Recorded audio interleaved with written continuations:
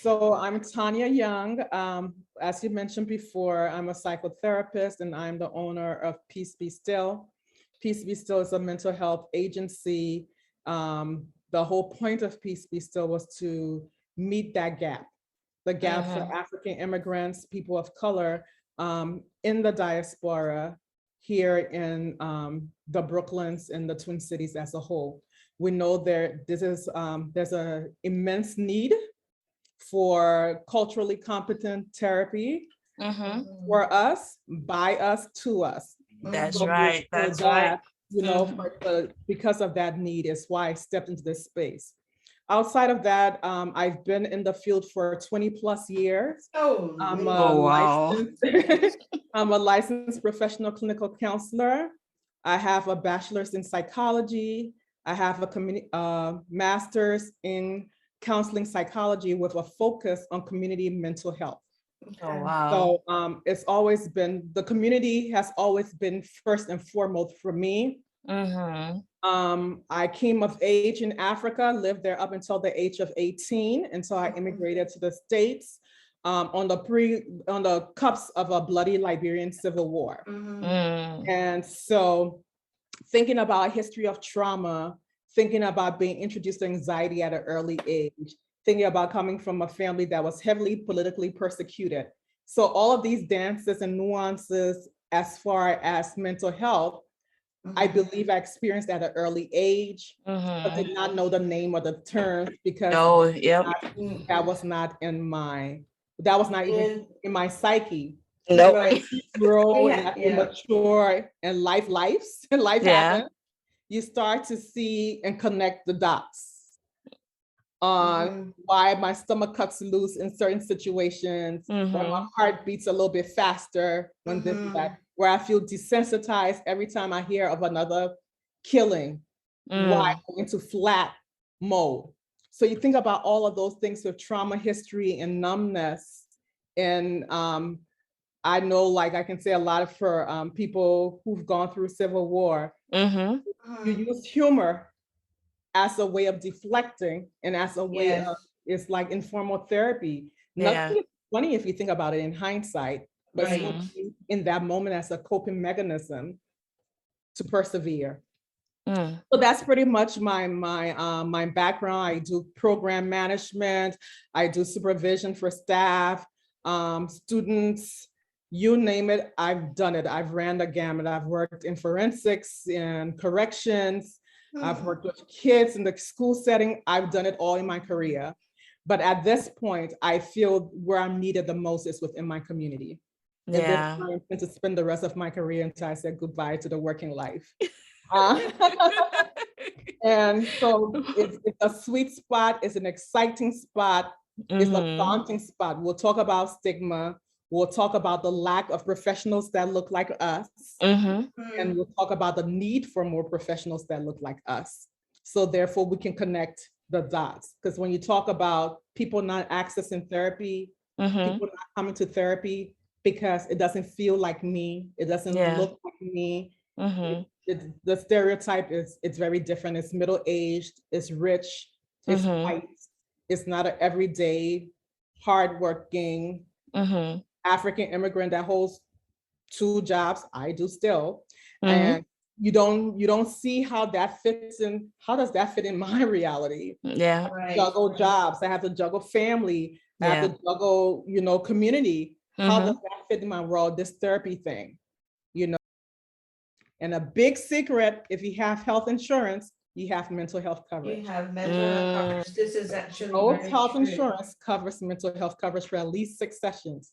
So you can talk to me for at least 6 sessions. If you want to vibe with me past that, we can make a payment plan. But at least you guaranteed 6 sessions, and I will work you and probe you for those 6 sessions. So you'll see the drastic change from week 1 to week 6 in your mental wellness, your outlook, Wow, I just that's loaded in that first. I know, right? Quite like we jumped right into it. The fact that you brought the coverage up, I just wanted to quickly say, because you're in the States and I'm in Canada, but we still do have, if you have EAP, so through your work, it will be covered. Otherwise, you will get what we call not the insurance, but our OHIP. So healthcare will cover if you are connected to your primary caregiver. So we always will have the in-house. But it's important because I meet a lot of people and I said, have you tapped into your EAP? I mean, your work. They're like, oh, I didn't know EAP. And when you're paying for it, because it comes off of your paycheck, so it's a good point. We're just gonna go right into it. You've pretty much told us how it all started. That was one of our questions. But what made you choose to become a psychotherapist? You could have become anything.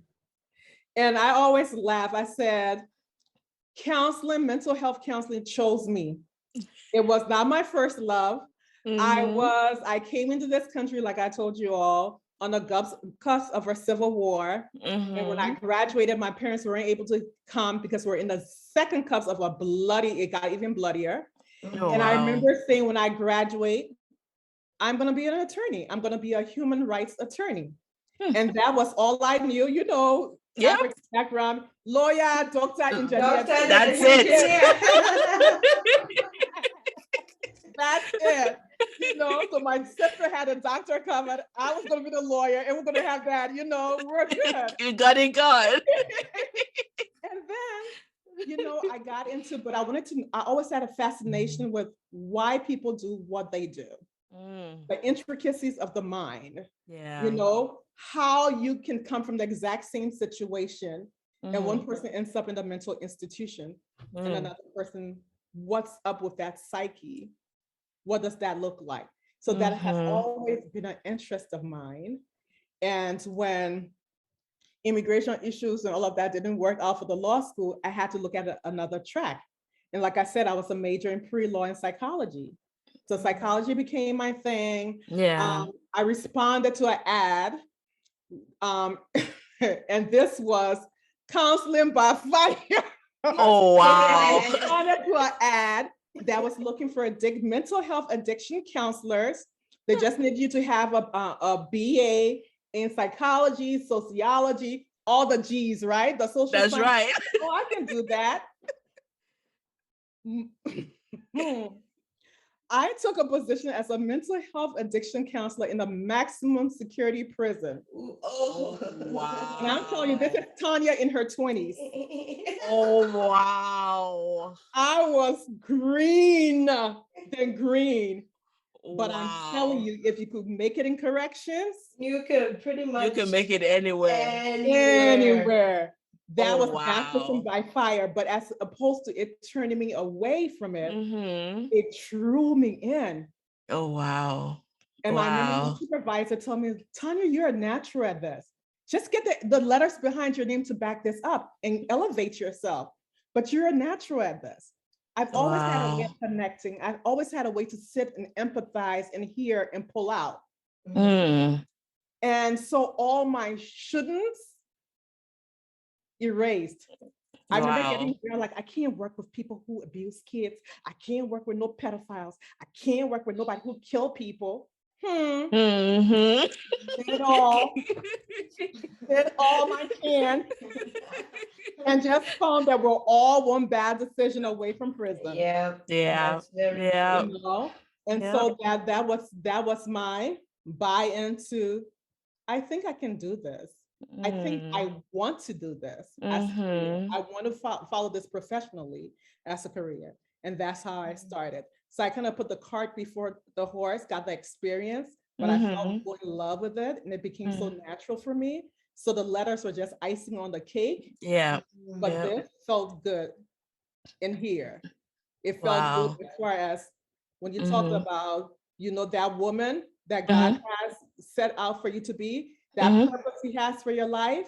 I felt I had a glimpse.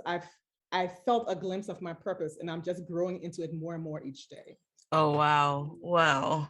That is really powerful. I was thinking about it, that, God has a way of drawing us into the things that he really has destined for us, even before we arrived here on earth. Yeah. And some of us, he knew you before you were born, before you even formed you in your mother's womb. So a lot of us sometimes think we're in a mistaken place at one point in life, or like the things that are coming at us are because of something we've done wrong or something we've messed up on that cannot be fixed. And I feel like that takes us down that spiral path of having to start having those thoughts that take us down a spiral path. How can you talk to that person that is there feeling like everything is coming at their face? Because some of us don't even know where to start in the journey of okay, let me find out what lane I'm supposed to be in. Yes. And it's how do you do to that? Open yourself up to the possibility. Understand that you may not all have the answers on day one. Yeah. You know, some people come into this world and say, you know, I'm going to be a pediatrician. From the time they're in high school and this was their focus, and today they end up being a pediatrician. You have some people who came up and said, well, I don't know what I'm going to be. And they were a digital coder, they were a chef, they were a this or that. They had to find ways to find themselves and come to their own. So there's not a definitive answer on who we are. Yeah. But I trust and believe you. Once you arrive there, you will know. You will know. This is where I belong. Everything will start to align. And yes, life comes. And it comes fast. And it comes hard. And in the midst of it all, there's bills to be paid, there's responsibilities to meet. How do I focus? How do I even think about me in this whole equation? Maybe I just do this to make the money and help out the family, and I can think about me later, you know? So sometimes we feel drawn between purpose and passion, right? And don't think that the two may collide. But it's in those instances that you really pray for direction. Yes. Because nobody wants to work in a career 20, 30 years and say, you know what, this wasn't really for me. Yeah. I mean, it happens, you know. It does. You do what you got to do. Yeah, do what they have to do for X amount of time. And like, okay, now the kids are grown and they're gone. And now I'm going to do what it is that I love to do. And that's the joy of life. There's no expiration date. And to tell those who's trying to figure it out, you don't always have to find the answers. Don't judge your chapter 1 on somebody's chapter 32. Girl, you're preaching right there. But sometimes you just see the end product, you know? Yes. Oh, wow. Oh, she's so put together. Oh my goodness. You don't know what you don't know looks like. Yep. You know, so that's why I said don't judge your chapter 1 on somebody's 34. Because you're just seeing the highlights. You don't know those moments that you're in right now, those valley moments. They've experienced it too. And so that's the importance on going to therapy, where we become vulnerable to our valley moments. And admit that as a human, we have valley moments, you know, and that's the journey of life, peaks and valleys, peaks and valleys, you know. But the point is you have to still stay in those moments. Whether you're in that valley moment, you have to feel it. Don't numb yourself. Alcohol, sex, shopping, meaningless relationships, gambling.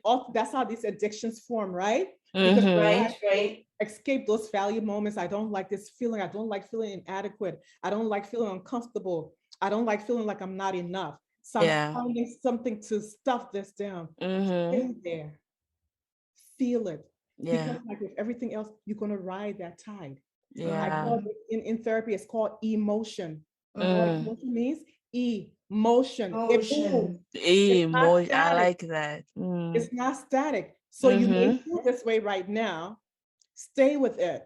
It's going to move. It's going to move. I like that. That is word. Exactly. So when you get to those high points and those peaks, just like how you want to enjoy the good times. Oh, I feel so good. I feel so fulfilled. Everything is aligning. Everything is coming together. I'm just prancing, you know, and my own little soundtrack is playing in the background. You know, I'm walking on air and fairy dust, just like how you like to experience those moments. and know that it will not always last. It's the right. It's the same. It's all part of that journey. Wow. Why should, now going back to our community, how can we make our people understand why do they need to seek help? It doesn't mean that, oh, you have to, but they also have to understand that it is available. Why should, I don't know, Auntie Joko, who's going through a whole lot, and maybe no one to talk to or doesn't trust anyone, why should they come with you? And the same with maybe Uncle George, or, you know, why should they come? So that's our importance in seeking therapy. Therapy is different than friendships, right?